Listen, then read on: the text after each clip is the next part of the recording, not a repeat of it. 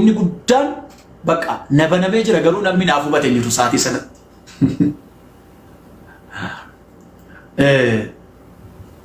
Kana booddee egaa isumaan itti fufee wantoota sanas nan gadhiisee isumaan baqa akkanitti jabaadhu na taasisanii akkan biraa dhabne na taasisanii gaafan shaadaan qabadhee barreeffama wayii gadhiisu shaadaa qabachuuf gaafan jedhee gadhiisu naannoo tajaajiltoota 8 ta'anii ganama sa'aatii 2 kaasanii hanga galgala sa'aatii 9tti guruuppii hidhanii adaraa hin dhaqin jedhanii arrabsoo quraana keessaa fuudhanii jechootuma garaagaraa fuudhanii tinna qabanii guyyaa guutuu garee keessa na oolchanii siigalennaan deemaa jirtamoo akkamidha moo maal taatee deemaa jirta amantii kana keessatti miidhamte lakkisaan dhugaa batu naa gale malee kanaaf deemaa hin jiruun jedheen akkasitti keessatti guyyaa guutuu oollee isumaan dhumarra garee sana diigeen dhiiseen bayanii isumaan isaanis abdii kutatanii dhiisanii rakkoon qabu bakka nan mari'adhanii achi keessaa bahe nan mari'adha rakkoon qabu jedheen achi keessaa bahe boorumtii isaadha kanan shaadaa qabachuuf jiru kana booda namni duubatti na deebiseen jiru isumaadhaan kitaabota garaagaraas dubbisee achumaan gara laa ilaaha illallaatti dhufe jechuudha. Allahu akbar. Masha Allah. Kitaaba yookaan macaafa qulqulluu keessaa wanti ati erga islaamummaa fudhattee hubattee obboleeyyan keetii dhaamuu barbaaddu ragaa waan isaaniif ta'u Yesuus ergamaa Rabbii ta'uu alayhi salaam waan ragaa isaanii ta'u diqsii maal kan taaf maal dhaamtaaf? Okay. Yaada bareedaa naa kaastani galatooma. Dhugaa dubbachuudhaa fi kaleessa waggaa barsiisaa turre Yesuus Waaqayyoodha. Yesuus Waaqaa jennee barsiisaa turre. Jasti garuu inni kun dogoggora. Sababiin isaayyuu Yesuus kutaadhuma tokko keessatti ani Waaqayyoon jennee Baayibilii keenya gaafa dubbisnu Baaybiliinti ani irraa barsiisaa ture. Inumaayyuu kan addunyaa miti. Inumaayyuu kan addunyaa miti. Akka kan Israa'el ta'e sirriitti ifa baasee nutti dubbachuurra darbee Yesuusumtiyyuu afaan isaatiin ani Israa'elii duwwaadhaaf hin ergame akka jedhe ragaa guutuu arganne jechuudha. Inumaayyuu ani Israa'eloota malee hin beeku ani Israa'eloota duwwaaf hin ergame akka jedhu ragaa guutuu argannaa jechuudha. Inumaayyuu inkwaan isa waaqummaa fi inkwaan isa kan addunyaa kan keenyaa kana dhiisne jechuudha. Tokko ni dhaan biraanii akka jedhe ani nama eessaa akkan ta'e beektu eessaa akkan dhufe beektu. Ani ofii kootiin hin dhufne. Ani ofii kootii hin dhufne kan na ergetu jira. Isin immoo isan beektani inni immoo amanamaadha jedhe. Wangeela Yohaannis boqonnaa 7:28 irratti inni amanamaadha jedhe. Iddoo biraatti immoo akkati na ergite haa beekanii biyya lafaa dhaafan si kadhachaa jira yaa abbaa jedhe. Akkati na ergite haa beekan. Akkumaa yookaan akkuma isaan akkuma Yesuus ergameyyuu wallaalanii jiru miti akka isaan na beekaniifin kadhadhaa jedhe. Akka ergamee dhufeyyuu utuun nan ergameen dhufee beekaa jedhu didaniennaan abbaasiin karan akkan ergamee dhufee immoo inumaayyuu dhaga'uu didan. Ana duwwaa miti. Maatewos boqonnaa 2:6 irratti maal jedhaa? Kutaa biyya ati yaa Beetlehem ishii biyya Yihuudaa keessaa ati hundumaarra hin xinnaattu jedha. Si keessaa kan mo'u saba koo Israa'eliin kan bulchu tokko hin ka'aa jedha. Lukaas boqonnaa 2:16 irratti immoo namichi jaarsi dulloomaa waliin tokko Yesuusin eeggachaa ture. Maal jedha kutaan sun? Fayyina isa Israa'eliif dhufu eeggachaa ture jedha. Isa addunyaaf dhufu hin jedhamne kutaa tokko keessatti iyyuu. Isa addunyaaf dhufu tun taane isa Israa'eliif dhufu jedhame jechuudha. Kana duwwaa miti. Kana duwwaa miti. Akkuma kanaa kutaa macaafa qulqulluu hojii ergamootaa keessatti yeroo dubbatan hojii ergamootaa boqonnaa 23 irratti Waaqayyo akkuma abdachiisee ture sanyii namicha kanaa keessaa Israa'eliif fayyisaa kaaseeran immoo Yesuusidha. Inumaayyuu akka inni Israa'elootaaf dhufee fi inumaayyuu immoo akka inni isteetii Israa'elootaa qofatti ergame ragaa nuu kennaa jechuudha. Kanaaf dhaamsa qabu yoo jiraate namoonni akkuma gogaleessaa sana jaanjoftanii waan isin hin gallee fi isin hin galiinitti galtanii waan isin hin galle keessa jaanja'aa dhugaa dhabdanii rakkachaa jirtan dhugaan tokko ittiin jirti. Dhugaan sunis Islaamummaadha. Amantiin ragaa qabu, amantiin dhugaa qabuu fi amantiin jireenya bara baraa qabu Islaamummaa qofa. Ragaa duukaa, dhugaa duukaa waan jiru hunda isinitti meekan isin ofitti isin fiduu jechuudha. Akka isin diidatee isin ilaaltan miti. beektu dur nama kan akkas godhatee deemu nama kan akkas godhatee deemu hin jibbina nan jibbaa kana keessa garoomtu hin jiru. Wonder. Yaa waan tokko hin jiru. Kana duwwaa miti. Waan ta'e nan qaban ture yoo na jalaa baddee jiraatte malee yeroo biraan ishee baasa. Ishee fa nama lakkaa'aa deemu dur Allahu akbar alhamdulillahi. Tasbih. Yaa akkas. Ishee fa amma ishee fa yeroo ni hiika seen bennetti akka waan achirra habal ko callee sitti lakkaa'aa jiraamen afuura callee jennee fannoo dhageessa.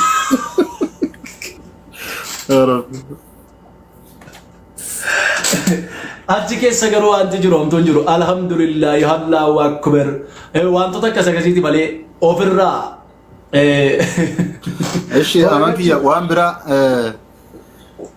islaamummaa keessa erga dhuftee qaba shahaadaa erga qabattee arkaa jirta alhamdulillahi rabbil alamin wanni itti nama gowwoomsan wanni itti nama sosoban yeroo hedduu yoo shamarran taate dhiira barbaacha deemtee jaan yoo waan garagaraa dhiiraanis akkasuma maqaa garagaraa moggaafamaaf wanti ati haqiiqa dhugaa jirtu jechuun wanni ati itti gowwoomfamte itti sossobamte ni jirti.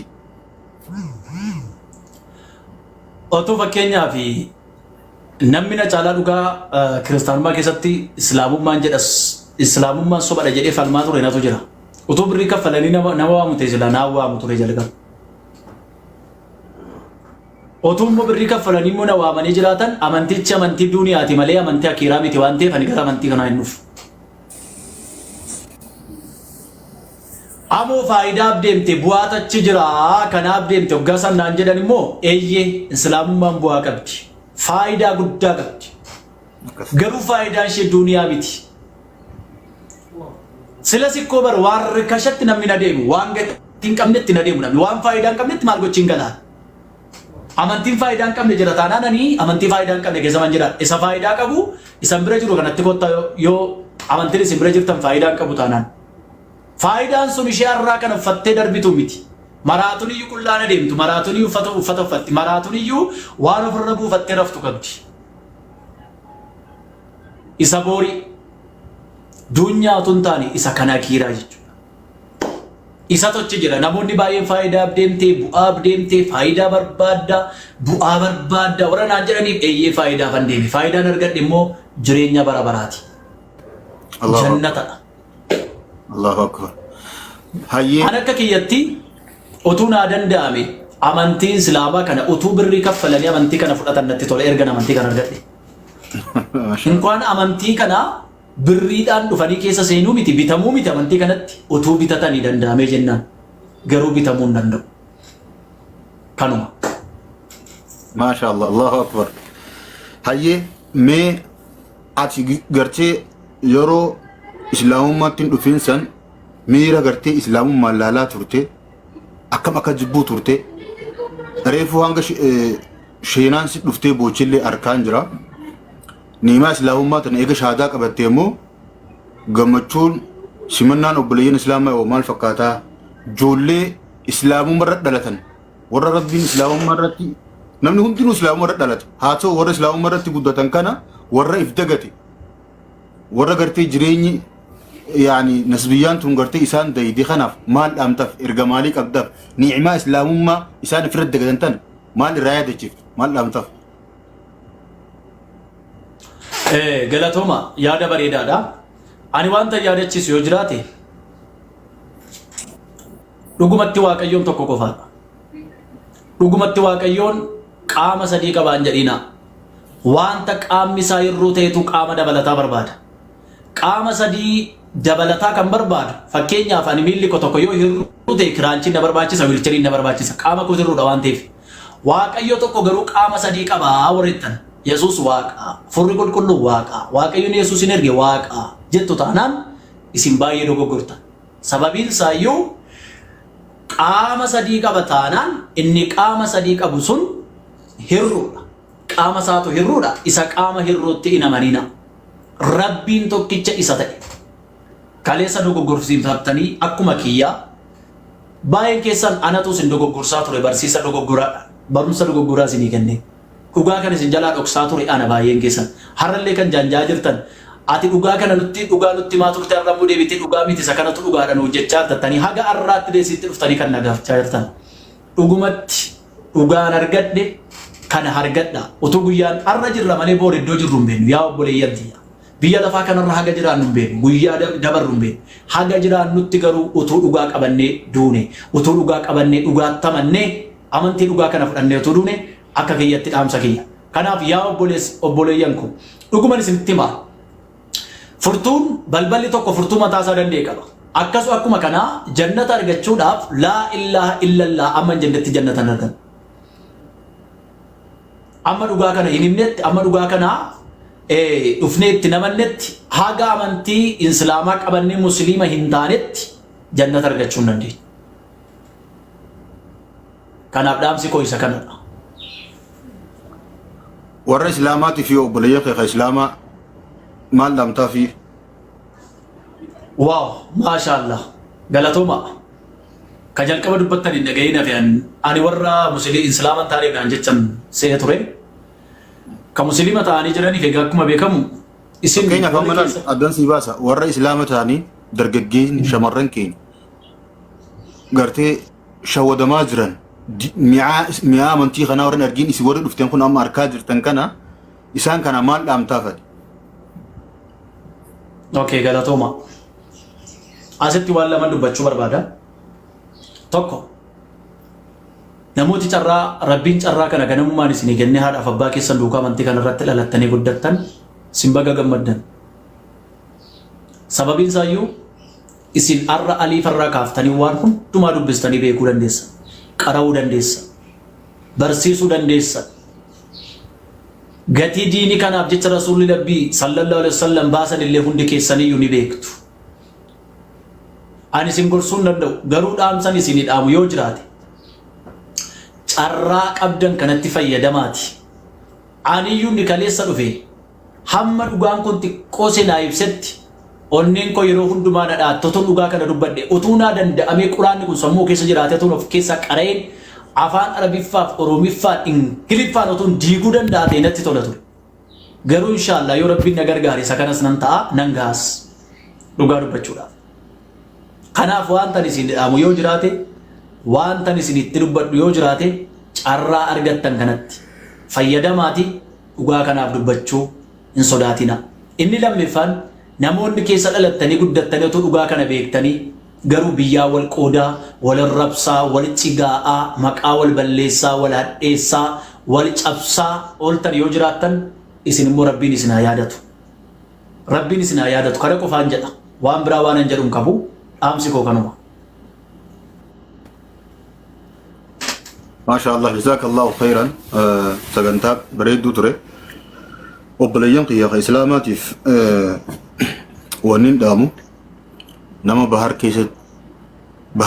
بحر كيس دابتي نما ديبوتون تهينا ربين أمانتي فلتمتو أمانتي قوتو تاتي سباداسي نعمات نغرتي إفرتي ولا لنا نما اتفايد ربي أنا في سنة ربي ما تاسسو إسلي استقامة إرتي ربي سني هاخنو خيري قرتي ويا أرانتنا ويت الحجابة له الفمتي ويا جماعة خيسة سن هند خيسة ورا ملكه ربي سنا قدو ججبيسا جولة غرا ملس لاوما دفته هند سانيتو بقى بعد غلطوما أمانكي يا ربي جسجارة دا غلطومي عمرين وديردو همتو سي أركني أقسم أستاذ همدي ما شاء الله أستاذ همدي أسوف سيسا وانغري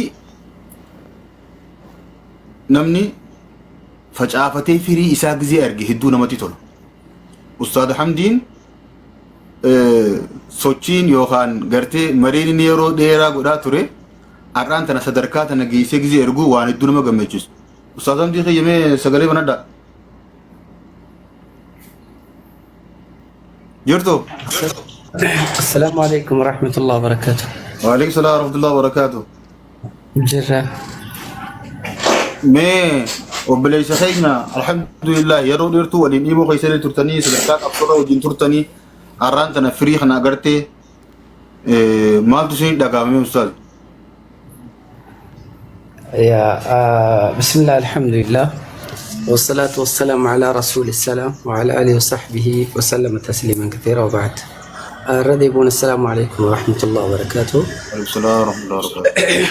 إني درا أبليك يا تكفى درا رتي قالني خربي توكيتشاتي خربي الآنتي فلله الحمد والمنة قالني خن إسا قالتنا ما قلت شوف حق قدتي دبلتان مو خقلتنا ما قلت شو خيستي هون قرتي هنك أبني خكسان جرد قالني إساسني فاقل إني سن الله سبحانه وتعالى ربنا الآن قرآن خبد ما خيستي قافنوا في دبته بعد أعوذ بالله من الشيطان الرجيم سورة نساء سورة سدفادا سورة العمران آية جاتم يفرتي أكزدا قل يا أهل الكتاب تعالوا إلى كلمة سواء بيننا وبينكم ألا نعبد إلا الله ولا نشرك به شيئا ولا يتخذ بعضنا بعضا أربابا من دون الله فإن تولوا فقولوا اشهدوا بأننا مسلمون. الله سبحانه وتعالى قل جئين يا أهل الكتاب يا ور كتاب نخنمي يهوداف نصارى تعالوا خوتا إلى جرى كلمة جرى جتشا سواء والكتة هي بيننا وبينكم نوفي إسنجد تجرى دبي والكتة هاتيسن خوتا ثم ألا نعبد إلا الله ربي الآن ألا جبروا دبو ربي تكتش ملي قامتك جبروا دبو ولا نشرك به شيئا إساتينا اللي قامتك كلك أبو دبو دوبا غرين كينيا غري ربي قدت ربي وانغرني جبروا دبو يوخ إسان كان غرتي ديداني رغرغلن أكا مسلمة رغانو بي جاءن تولي ربنا الآن كزجا تناب جتا غر ربي توكيتشا أجج ربي راوتشو داف يا دوبا ربنا الآن أبا فدي خيسا فلات حقيقة آمون وبليس خيا قتلين namni yeroo san keessa tureleen as jala kan jiru jiraachuu doolu yeroo finiinaa ture nama haalaan walitti ciccine keessaa tokko galgala ishaa'ii booda walitti eegallee ilaa haga azaana subiidha osuma wal morminu haga paastaroonni ni beeka inni tokko tokko isaaniiti kaan dammaa araarsoo raajii yoosef tokko gartee isaa walgeenii akka godhan dhabanii nurra faraqaa wal dabran takkatti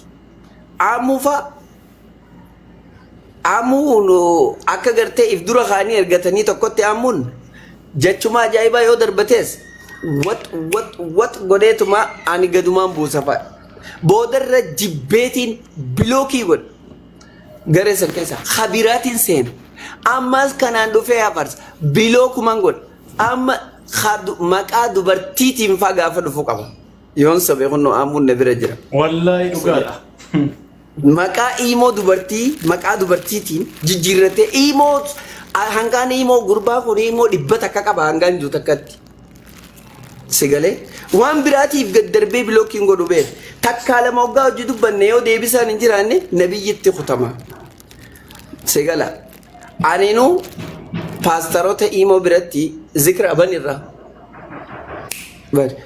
so maqaa paastaroota imoo biratti maqaan kiyya maali dhabeettani habiibii ergamaa seexaanaati